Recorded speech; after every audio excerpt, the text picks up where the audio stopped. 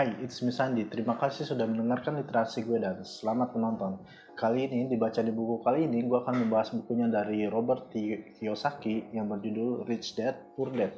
Bukunya seperti ini.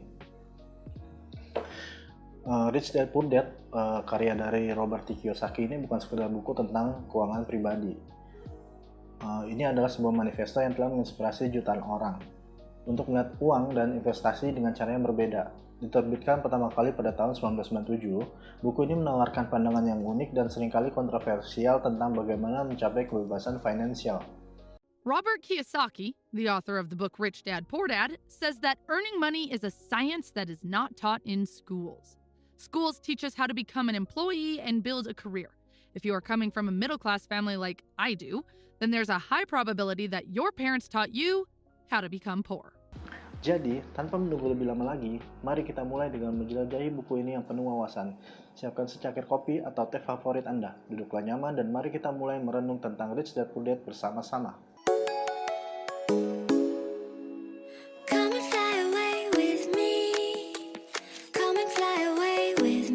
Kiyosaki menggunakan kisah dua figur ayah yang berpengaruh dalam hidupnya. Ayah kandungnya yang ia sebut dengan Poor Dad, dan ayah dari sahabatnya yang ia sebut dengan Rich Dad.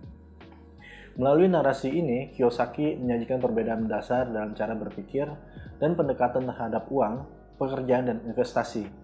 Poor Dad mewakili pandangan konvensional tentang keuangan yang mengedepankan pendidikan formal dan keamanan pekerjaan.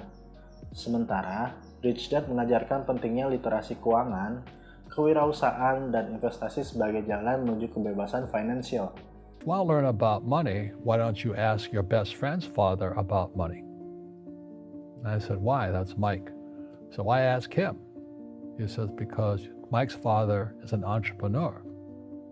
And I said, what are you? He says, I'm an employee. I'm a government employee.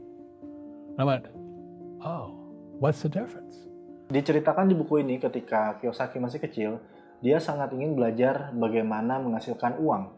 Ayah kandungnya, Poor Dad, yang berpendidikan dan gelar PhD, menyarankan Kiyosaki untuk belajar keras, mendapatkan nilai bagus, dan mencari pekerjaan yang aman dengan gaji yang tinggi.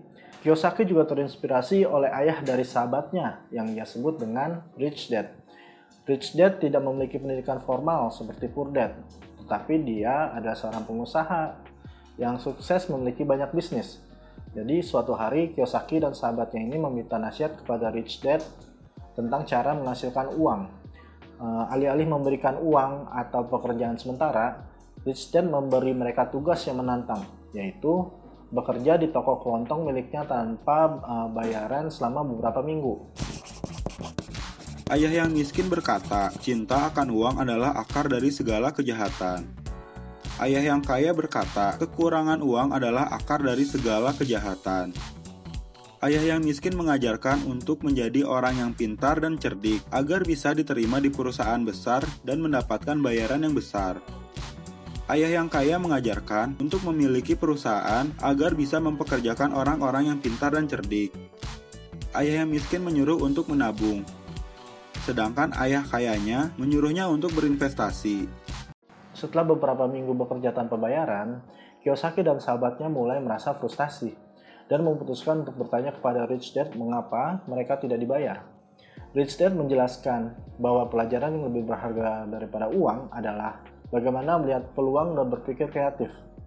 Dia mengajarkan mereka untuk tidak bergantung pada gaji tetap, tetapi mencari cara untuk membuat uang bekerja untuk mereka. Buku ini dibagi menjadi beberapa pelajaran utama yang disajikan melalui pengalaman Kiyosaki dengan kedua ayahnya. Berikut adalah beberapa konsep kunci yang dibahas dalam buku ini. Yang pertama, pentingnya literasi keuangan. Kiyosaki menekankan bahwa pendidikan keuangan sangat penting dan harus dimulai sejak dini. Ia mengkritik sistem pendidikan formal yang tidak mengajarkan keterampilan keuangan praktis. Yang kedua, aset versus liabilitas. Salah satu konsep terpenting dari buku ini adalah perbedaan antara aset dan liabilitas. Kiyosaki menyarankan untuk fokus mengumpulkan aset yang menghasilkan pendapatan, seperti properti sewaan atau bisnis, dan menghindari liabilitas yang menguras uang, seperti mobil mewah atau barang-barang konsumtif lainnya. Yang ketiga, pentingnya kewirausahaan. Rich Dad mengajarkan bahwa menjadi pemilik bisnis atau investor lebih menguntungkan dibandingkan bekerja sebagai karyawan seumur hidup. Kiyosaki mengajak pembaca untuk mencari peluang bisnis dan berinvestasi. Yang kelima, membangun portofolio aset. Seiring waktu, fokuslah untuk memperbesar portofolio. Semakin banyak aset yang menghasilkan pendapatan pasif, semakin dekat Anda menuju kebebasan finansial.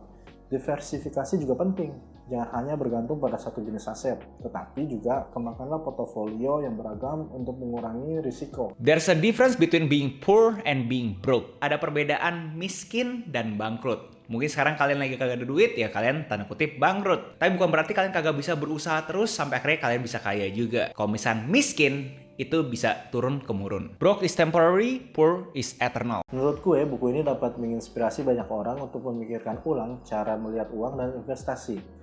Meskipun tidak memberikan panduan yang sangat rinci, buku ini berhasil menyampaikan prinsip-prinsip dasar keuangan yang penting dengan cara yang menarik dan mudah dimengerti.